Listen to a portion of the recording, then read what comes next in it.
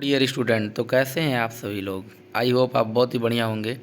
तो आज के वीडियो में हम फार्माकोथेराप्यूटिक जो डिप्लोमा सेकेंड ईयर का सब्जेक्ट है जिसके बारे में हम बात करेंगे। तो पहले चैप्टर के बारे में हम डिस्कस करेंगे। उससे पहले हम देखते हैं दूसरे चैप्टर के बारे में बात करते हैं जो मेन समझ लीजिए कि एग्ज़ाम में बहुत सारे बार पूछा जाता है। तो पहले हम एक डिजीज़ के बारे में बात करेंगे। मेनली हम आपको बता दें कि फार्माकोथेराप्यूटिक्स में पढ़ना क्या है। हमको फार्माकोथेराप्यूटिक्स में जितनी भी बीमारियों के बारे में, डिसऑर्डर्स के बारे में पढ़ना है, उसके बारे में क्या पढ़ना है, हमको इंट्रोडक्शन पढ़ना है, हमको उनका सिम्टम पढ़ना है जिसको हम बोलते हैं क्लिनिकल मैनिफेस्टेशन, हमको उसका नॉन फार्माकोलॉजिकल मैनेजमेंट पढ़ना है मतलब बिना औषधीय उपचार, और हमको फार्माकोलॉजिकल मैनेजमेंट पढ़ना है एंड इटियोपैथोजेनेसिस मतलब किस कारण से बीमारी हो रही है और वो कारण डेवलपमेंट कैसे हो रहा है, उसके बारे में हम डिटेल में स्टडी करेंगे। तो सबसे पहला हमारा जो सेकंड चैप्टर हमारा है उस कार्डियोवास्कुलर सिस्टम, जिसमें हमारी जो पहली डिजीज़ है वो है हाइपरटेंशन।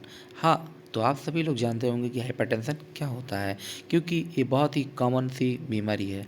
हाइपरटेंशन एक ऐसी कंडीशन होती है जिसमें क्या होता है, हमारा जो ब्लड का प्रेशर होता है वो हमारी आर्टरी की वॉल पर बहुत ही हाई हो जाता है, वो भी लंबे समय तक हो जाता है। सम टाइम अगर कुछ समय तक होता है तो ऐसा तो वैसे भी हो सकता है कि आप कहीं से दौड़ के आ रहे हो तो आपका ब्लड प्रेशर बढ़ सकता है। लेकिन जब ये लंबे समय तक ऐसा ही बना रहता है, हाई बना रहता है आर्टरीज की वॉल पर ब्लड का प्रेशर, तो उस कंडीशन को हम बोलते हैं हाइपरटेंशन या हाई ब्लड प्रेशर। अब ऐसे ही हम ब्लड प्रेशर की डिफिनेशन देखते हैं तो क्या है, blood pressure is determined both by the amount of blood और hearts pump and the amount of resistance to blood flow in your arteries. The more blood your heart pumps and the narrow your arteries, the higher your blood pressure. A blood pressure reading is given in millimeters of mercury. mmHg में जो unit होती है इसकी blood pressure की mmHg होती है, millimetre of mercury होती है। इट हैज़ टू नंबर्स, इसके दो नंबर्स होते हैं जो ब्लड प्रेशर में होते हैं। नंबर दो नंबर होते हैं, एक होता है सिस्टोलिक प्रेशर, एक होता है डायस्टोलिक प्रेशर। सिस्टोलिक प्रेशर वो प्रेशर होता है जो फर्स्ट प्रेशर होता है, और अपर नंबर होता है उसको हम बोलते हैं सिस्टोलिक ब्लड प्रेशर। जब हमारी आर्टरीज की वॉल पर ब्लड का फ्लो होता है, समझ लीजिए जब हमारा हार्ट बीट करता है उस प्रेशर को हम बोलते हैं सिस्टोलिक, और जब हमारा हार्ट रिलैक्स होता है और लोअर नंबर सेकंड नंबर होता है जो, उसको हम बोलते हैं डायस्टोलिक ब्लड प्रेशर। अब हम बात करते हैं क्लिनिकल मैनिफेस्टेशन के बारे में। मैं बता देना आपको क्लिनिकल मैनिफेस्टेशन पढ़ना है तो क्या मतलब आपको पता नहीं क्लिनिकल मैनिफेस्टेशन मतलब कौन कौन से सिम्टम्स आएंगे जब आपको हाइपरटेंशन होगा। Most people with high BP have no sign and symptoms. कभी कभी क्या होता है कि अधिकतर पेशेंट्स में साइन और सिम्टम्स कुछ भी नहीं दिखते हैं, बिकॉज इस बीमारी को हम बोलते हैं silent killer disease. Even if blood pressure reading reach damage dangerously high level, जब मतलब आपको कोई भी सिम्टम नहीं दिखता है लेकिन जो आपकी डिजीज़ है वो डेंजरस लेवल पे है। A few people with high blood pressure may have headache, shortness of breath, nosebleed, but these signs and symptoms are not specific and usual do not occur until high blood pressure has reached a severe or life-threatening stage. कभी कभी क्या होता है कुछ patients में या कुछ peoples में दिखता है, हेडेक दिखता है, हेडेक होने लगता है, शॉर्टनेस ऑफ ब्रीथ, सांस लेने में कठिनाई होने लगती है, नाक से खून आना, नोज ब्लीड होना, ये सारी सिम्टम आते हैं, बट ये साइन एंड सिम्टम स्पेसिफिक नहीं है। अब हम बात करें इसके इटियोपैथोजेनेसिस के बारे में। इसका कोई भी पॉजिटिव एजेंट्स ऐसे कहें तो there are two types of high blood pressure, दो टाइप्स के हाई ब्लड प्रेशर होता है और अलग अलग टाइप के उनका पॉजिटिव एजेंट भी होगा। Primary hypertension for most adults there are no identifiable causes of high blood pressure.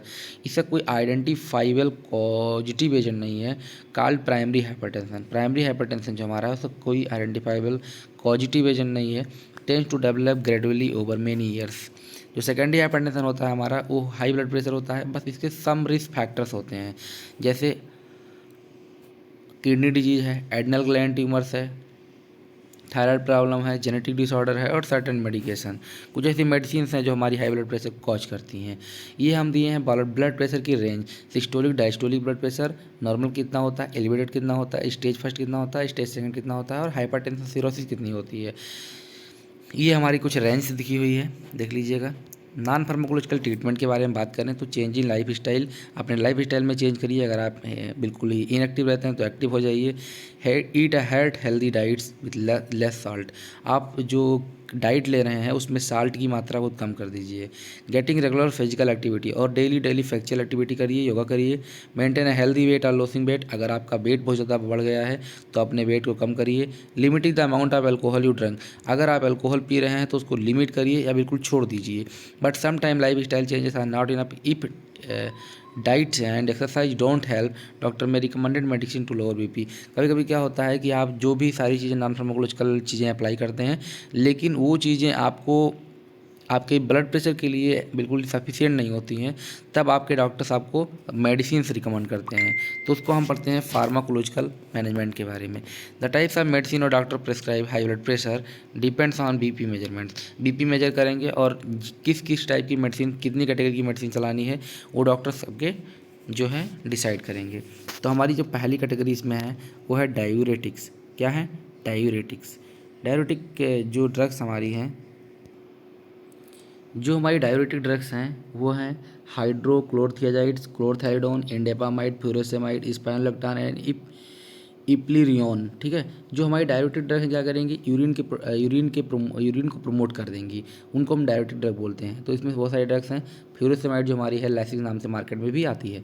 फिर हम ड्रग देंगे angiotensin converting enzyme inhibitor, captopril, enalapril, lisinopril, perindopril, ramipril, ये सारे ड्रग्स देंगे हम जो एंजियोटेंसिन सेकेंड रिसेप्टर ब्लॉकर हैं। और एंजियोटेंसिन सेकेंड रिसेप्टर ब्लॉकर देंगे लोसार्टन, कैंडिसार्टन, वर्ल्विसार्टन, टल्मिसार्टन एंड ओल्मिसार्टेंस। ये जो हमारी हैं वो अभी जो बताया था आपको कैप्टोप्रिल, एनालाप्रिल, वो हमारी एंजियोटेंसिन कन्वर्टिंग एंजाइम इनिबिटर हैं। और जो हमारी एंटी हाइपरटेंसिव ड्रग की एंजियोटेंसिन सेकंड रिसेप्टर ब्लॉकर हैं वो है हमारी सार्टन कैटेगरी के ड्रग।